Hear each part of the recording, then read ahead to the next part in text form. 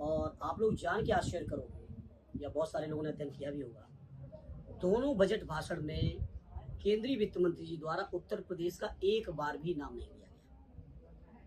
इसी तरह से यूपी की असेंबली में भी अभी 2 दिन पहले बजट पेश हुआ, यूपी के वित्त मंत्री जी ने भी एक बार भी, अगर मुझे सही जानकारी है तो उस बजट भाषण में कहीं बदायूं का नाम नहीं आया, कहीं आजमगढ़ का नाम नहीं आया, कहीं इटावा, मैनपुरी और कन्नौज का नाम नहीं आया।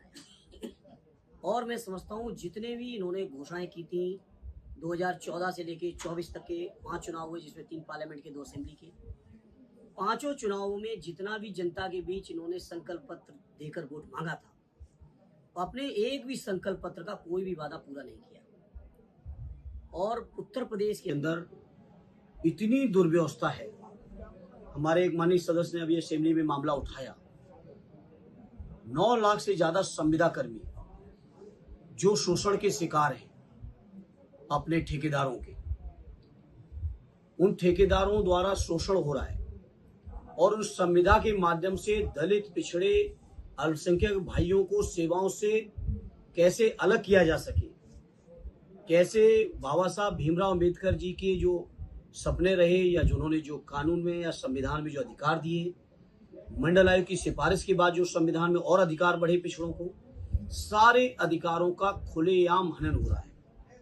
कहीं भी सरकारी नौकरी में दलित पिछड़ों को आरक्षण नहीं मिल रहा है। मुसलमान भाइयों के खिलाफ तो नफरत पैदा की जा रही है। जिस तरह के शब्दावली उत्तर प्रदेश के मुख्यमंत्री ने विधानसभा में बोली, मैं समझता हूं उत्तर प्रदेश जैसे शानदार प्रदेश का ये दुर्भाग्य है कि इतने असंसदीय शब्द मुख्यमंत्री द्वारा सदन में बोले जा रहे हैं, चाहे वो हमारे अल्पसंख्यक भाइयों, मुसलमान भाइयों के लिए बोले गए हों, चाहे वो हमारे नेता आदरणीय अखिलेश यादव जी के लिए बोले गए हों या कांग्रेस के नेता राहुल जी के लिए बोले गए हों। इस तरह की शब्दावली यूपी असेंबली ने कभी नहीं सुनी होगी। सदैव नेताजी बताते थे कि उत्तर प्रदेश असेंबली की वो गरिमा रही, वो परंपराएं रही, जिन परंपराओं को देश की संसद भी कई मौकों पर अनुसरण करती थी उत्तर प्रदेश की परंपराओं की।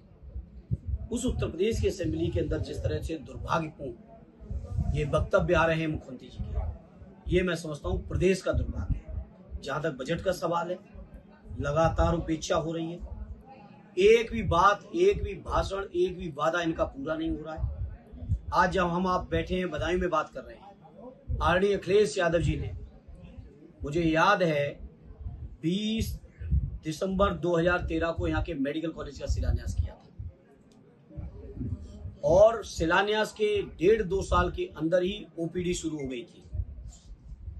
ओपीडी शुरू होने के 15 दिन के अंदर 3000 से ज्यादा ओपीडी हो रही थी, जो कि आज योगी जी के इस कार्यकाल के 8 बजट कंप्लीट होने के बाद, 9वां बजट पेश होने के बाद भी उस मेडिकल कॉलेज में दुर्दशा है। कल एक बदायूं के साथी हमसे कह रहे थे कि इतने बड़े चूहे हैं मेडिकल कॉलेज के कि उनका साइज खरगोश जैसा हो गया है। ये दुर्दशा है। मरीजों को आईसीयू में चूहे काट रहे हैं। कुछ मरीज अपने इलाज से इतना परेशान, निराश, उदास हो गए कि उन्होंने मेडिकल कॉलेज से कूद के आत्महत्याएं की। जब आज हमने जानकारी जुटाई, पिछले 8 साल पूरे होने के बाद, 9वां बजट पेश होने के बाद, मेडिकल कॉलेज जहां आदरणीय अखिलेश यादव जी ने छोड़ा था, आज का आज वहीं का वहीं है। कोई भी उसमें नया विस्तार या जो प्रोजेक्ट के लिए पैसा मिलना चाहिए था, वो पैसा नहीं मिला। आज मैं कह रहा हूं, आप लोग यहां से जाएं अगर मेडिकल कॉलेज, तो 65 डॉक्टरों की कमी है। 65 डॉक्टर्स की अभी भी कमी है उसमें। लगभग 450 बेड का बनना चाहिए था, 303 बेड कागजों पे चल रहे हैं, लेकिन लोग बता रहे हैं वो भी नहीं चल रहे हैं। तो ये तो हाल है। तो मैं जब बदायूं में बैठा हूं तो मैं पूछना चाहता हूं यहाँ के मुख्यमंत्री जी, वित्त मंत्री जी और बीजेपी के यहाँ के नेताओं से कि आखिर बताएं कि केंद्र के बजट में उत्तर प्रदेश को कितना मिला और उत्तर प्रदेश के बजट में बदायूं को कितना मिला, आजमगढ़ को कितना मिला, मैनपुरी को कितना मिला, कन्नौज को कितना मिला, और अगर उपेक्षा हो रही तो आखिर कारण क्या है। तो बीजेपी के लोग ये जो बातें करते हैं, भाषण देते हैं, सबका साथ, सबका विश्वास, किसी का विश्वास नहीं बचा अब इनके ऊपर। इनसे निराश है किसान। आप सोचिए, गन्ना पिराई का आधे से ज्यादा सत्र निकल गया। लेकिन गन्ने का समर्थन मूल्य की घोषणा आज तक नहीं है। आज तक समर्थन मूल्य की घोषणा नहीं है। पिछले 8 साल कंप्लीट होने के बाद भी केवल एक बार 2021-22 का सत्र, जिस समय चुनाव होना था असेंबली का, केवल एक बार गन्ने का मूल्य बढ़ाया गया। गन्ने में कोई मूल्य नहीं बढ़ा। खाद की हालत आपने देखी, ब्लैक मार्केटिंग से कितना किसान परेशान रहा। बिजली किसानों को समय पे मिल नहीं रही है, जिससे वो अपने खेती की सुरक्षा कर सकें, सिंचाई कर सकें। जब वो लेके जाते हैं अपनी फसलें तैयार करके, तो उन पे दलाली तमाम तरीके से चल के उनको न्यूनतम समर्थन मूल्य नहीं मिल रहा है। बीजेपी के लोगों ने 14 में घोषणा की थी कि स्वामीनाथन जी की सिफारिश को हम लोग लागू करेंगे, 1.5 गुना समर्थन मूल्य का कानूनी गारंटी देंगे। वो आज तक नहीं दी। तो पूरी तरह से बीजेपी की ये सरकार, चाहे केंद्र की हो चाहे उत्तर प्रदेश की हो, ये जन विरोधी सरकार है। जनता के हित में इनके पास कोई भी योजना नहीं है। सिर्फ ये भाषण फैलाना, लोगों के बीच में नफरत फैलाना और दिन रात चुनाव लड़ना। चुनाव में कैसे बेईमानी तिकड़म की जाए, वोटर लिस्ट में कैसे हेरा फेरी की जाए, कैसे किस पार्टी को चुनाव हराया जाए, इसी उधेड़-बुन में बीजेपी के लोग रहते हैं। इससे ज्यादा बीजेपी के लोगों का जनहित से कोई सारोकार नहीं है। यूजीसी लागू हो गया है वहाँ पे उत्तराखंड में, और आज जो ऑल इंडिया पर्सनल वोट के उन्होंने कोर्ट में की है, और कोर्ट ने याचिका स्वीकार कर ली है। इस पे क्या कहना है? नहीं, ये बताइए, जब आप कश्मीर के अंदर धारा 370 हटा के वहां जमीन खरीदने का देश के किसी भी नागरिक को आप अधिकार दे रहे हो, और उत्तराखंड की सरकार उत्तराखंड में जमीन खरीदने से रोक रही है, तो अब बताओ दिल्ली की सरकार अपनी जगह सही है कि उत्तराखंड की सरकार सही है?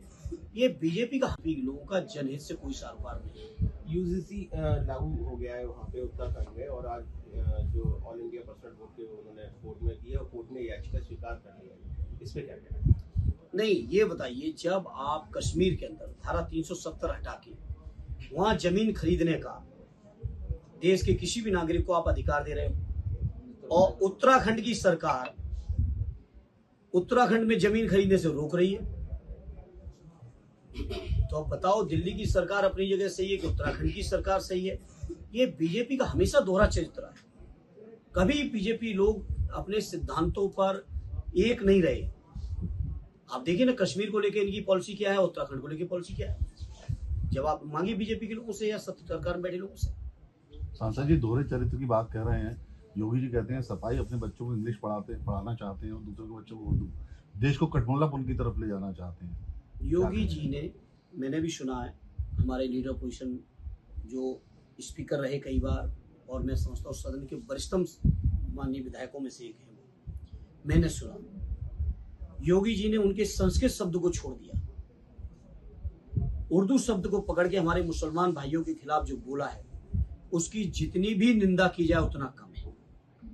और योगी जी केवल सोचते हैं लोगों में नफरत फैला के वो चुनाव जीतते रहेंगे और सरकार में बने रहेंगे।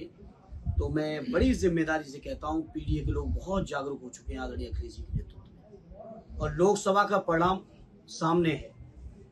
तमाम बेईमानी के बावजूद भी हम लोग अकेले समाजवादी 37, गठबंधन में कांग्रेस के साथ इंडिया अलायंस में 43 हम लोग जीत के आए हैं, जनता का आशीर्वाद लेके आए हैं। बाकी शासन, प्रशासन, मीडिया, सर्वे, एग्जिट पोल क्या कह रहे थे वो आप सब जानते हो, मुझे दोहराने की जरूरत नहीं। इसलिए ये पीडीए परिवार अपने हक, अपने अधिकार, अपने सम्मान, अपने स्वाभिमान के लिए आदरणीय अखिलेश जी को के हाथों में, अपने अधिकार, अपने सम्मान, अपने स्वाभिमान के लिए आदरणीय अखिलेश जी को के हाथों को न केवल मजबूत करेंगे, बल्कि आने वाली 27 में ऐतिहासिक जीत